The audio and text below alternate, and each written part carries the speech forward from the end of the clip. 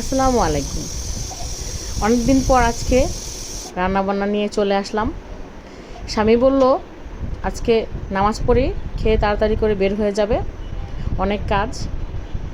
তারপরে আবার ডায়েটিং করছে।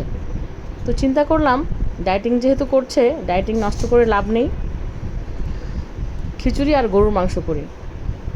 সাথে চিংড়ি মাছ ভুনা করতে পারতাম, ইলিশ মাছ ভেজে দিতে পারতাম, বেগুন ভাজা করে দিতে পারতাম, কিন্তু সেগুলো কিছুই করলাম না, কারণ স্বামী তো ডায়েটিং করছে।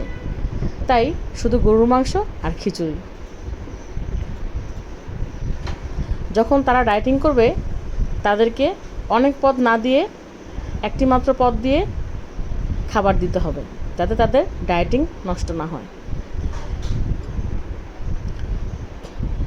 আর সাথে তো মজার একটা সালাদ থাকবেই। এই সালাদটা দিয়েই অর্ধেক খিচুড়ি খাওয়া কমপ্লিট হয়ে যায়। আজকের খিচুড়িটা অনেক মজা হয়েছে, আর গরুর মাংসটা খুব দ্রুত করে রান্না করেছি, কিন্তু আলহামদুলিল্লাহ টেস্টটা অনেক ভালো হয়েছে।